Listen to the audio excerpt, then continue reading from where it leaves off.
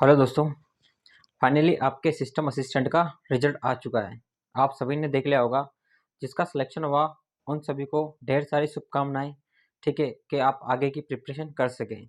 ठीक है, जिनका नहीं हुआ है उनके लिए ये रहता है कि आप हिम्मत ना हार के जो भी आगे आपका एग्ज़ाम है या आप जिसके और किसी का एग्ज़ाम दिया है या नहीं दिया है, तो जो भी आगे एग्ज़ाम आने वाले या लगता है आपको कि एग्ज़ाम आ सकता है, तो आप उसकी तैयारी करना स्टार्ट कर दें।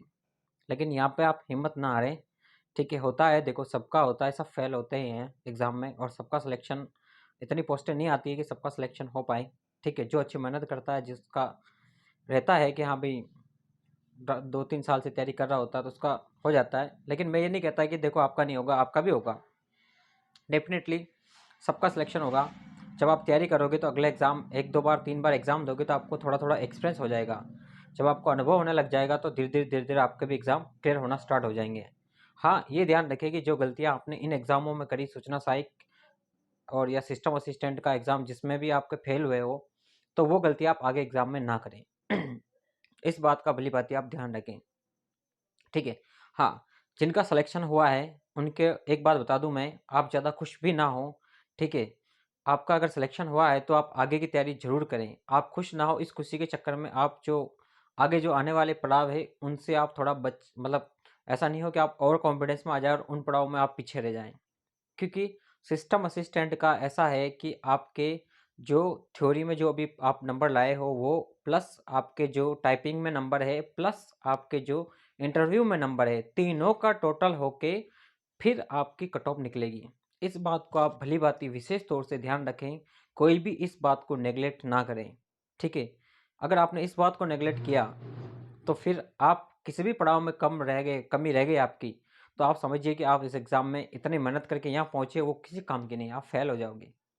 ये सही बात है और कड़वी सच्चाई है। इसलिए आपको ये काम करना है। आपको इस एग्ज़ाम को क्वालिफाई करने के लिए आपको टाइपिंग में जितने ज़्यादा नंबर हो सके, जितना ज़्यादा प्रैक्टिस कर सको उतनी करो, ताकि जितने ज़्यादा नंबर आपके आएंगे और जितने ज़्यादा आपके इंटरव्यू में आएंगे, सबके टोटल मिला के आपका सिलेक्शन अच्छे से हो जाएगा। ठीक है, इसमें बहुत ज़्यादा जने लिए हैं।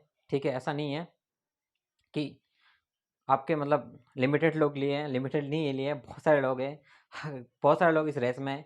अगर आपने थोड़ी सी भी लूजनेस दिखाई तो समझ लेना कि आप गए इस एग्ज़ाम से।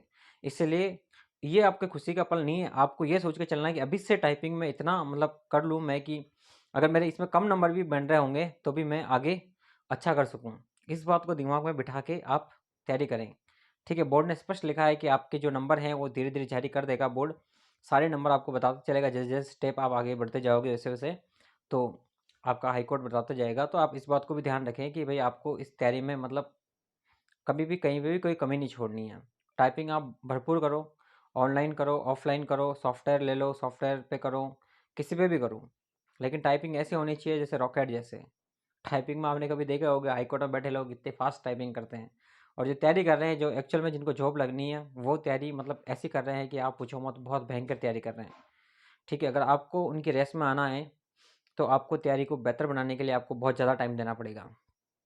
ठीक है, इसके अंदर क्या है कि क्योंकि तीनों पड़ाव है, तीनों पड़ाव क्लियर करना बहुत ज़रूरी है।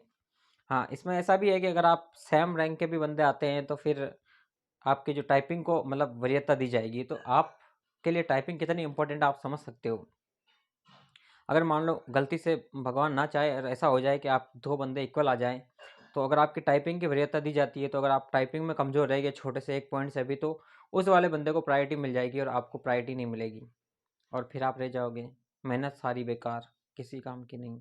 फिर अगले एग्ज़ाम में वो मेहनत काम आएगी आपकी। तो अगले एग्ज़ाम तक जाओ, ऐसा काम ना करो।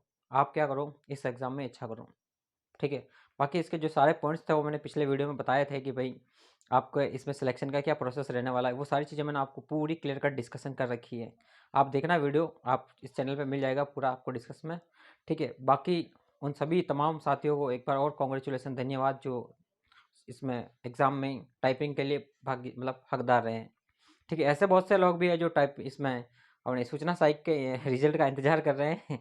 लेकिन मैंने कहा था कि हाई कोर्ट का पहला आएगा और कट ऑफ भी लगभग उतनी ही गई है आपकी, 60 से मतलब 70 के आसपास है, लगभग 68 के आसपास है मैक्सिमम। तो मैंने कहा था कि 75 से 5% कम या 5% ज़्यादा, तो इसके आसपास ही गई है, ज़्यादा कोई वेरिएशन नहीं आया है। ठीक है, लेकिन सूचना सहायक इसका सिस्टम असिस्टेंट का बहुत जल्दी एग्ज़ाम इसका टाइपिंग का भी होने वाला है, ये बात आप ध्यान रखें। जो सिस्टम असिस्टेंट मतलब हाई कोर्ट है, उसके एग्ज़ाम और जैसे बैंकिंग के एग्ज़ाम होते हैं, उनमें जो स्पीड रहती है वही हाई कोर्ट की स्पीड रहती है। ऐसा नहीं है कि मतलब आपको बहुत टाइम मिल जाएगा, ऐसा नहीं होगा इसमें। ये बात आप ध्यान रखें, क्लियर कट ध्यान रखें, क्योंकि हाई कोर्ट का एग्ज़ाम हुआ था उसमें सुपर फास्ट इन्होंने टाइपिंग ले ली थी, आपने देखा होगा तो। जो पिछले जो एलडीसी हाई कोर्ट के एग्ज़ाम हुए, उनमें आप कभी भी देखना इतनी सुपर फास्ट टाइपिंग हुई है कि आप सोच भी नहीं सकते, अनुमान नहीं लगा सकते हैं। तो आपको अगर इस एग्ज़ाम को निकालना है तो आपके पास समय कम है, टाइम मतलब और आपके पास काम बहुत ज़्यादा है। तो आपको दो चीज़ों की प्रिपरेशन करनी है, टाइपिंग प्लस इंटरव्यू, और दोनों साथ के साथ करते रहना। जैसे फ्री टाइम मिले इंटरव्यू की तैयारी करना, बाकी टाइपिंग करते रहना, तो आपका सिलेक्शन निश्चित हो जाएगा।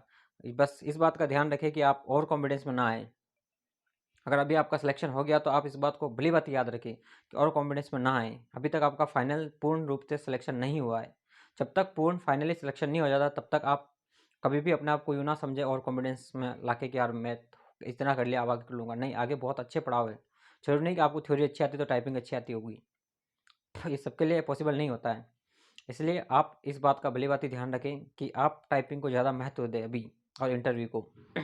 इंटरव्यू में डिपेंड करता है आगे सामने वाले की कैपेबिलिटी, आपके जो योग्यता है उसके ऊपर, लेकिन आप स्पीड बढ़ा के आप उसमें नंबर अच्छे ला सकते हो। हाँ, तो इसका रिजल्ट देखो, मैं बता ही रहा था आपको कि, और पता बीच में कहीं आ गया। इसका देखो रिजल्ट बहुत फास्ट आया है, तो इसकी टाइपिंग भी बहुत फास्ट होगी और इसकी जो इंटरव्यू प्रोसेस है वो भी बहुत फास्ट होगी और जॉब भी बहुत फास्ट लगेगी। यूँ समझिए कि 2-3 या साढ़े 3 महीने का, 2-3 महीने, 2.5 महीने में आसपास इसका पूरा, 3 महीने मान लो मैक्सिमम, इसका पूरा प्रोसेस खत्म हो जाएगा। आप सोच भी नहीं पाओगे कि इतनी फुल स्पीड से इसका मतलब प्रोसेस चला और फुल इतनी फास्ट खत्म हो गया। ठीक है, तो बाकी सूचना सहायिका तो देखो बोर्ड के बहाने हैं कि चुनाव आयोग हमें परमिशन देगा या नहीं देगा। ये सब देखो बहाने होते हैं रिजल्ट को रोकने के। ये राजनीतिक पॉलिटिक्स कुछ मामले होते हैं जिनमें ऐसा होता है। बाकी अगर आप चाहो तो रिजल्ट लाने में कोई दिक्कत नहीं, रिजल्ट दे सकता है अगर वो भी परमिशन लेके, जैसे हाईकोर्ट ने दिया है तो सोचो वो भी दे सकता है, बोर्ड भी, अधीनस्थ कर्मचारी बोर्ड भी दे सकता है, ऐसा नहीं है। लेकिन होते हैं कुछ कारण, तो लेट हमेशा ही होता है। और इसका अधीनस्थ बोर्ड का रिजल्ट हमारी ज्वाइनिंग होने होने में ही हमको 1 साल लग गया था। 1 साल, मेरी ज्वाइनिंग होने में 1 साल लगा दिया था।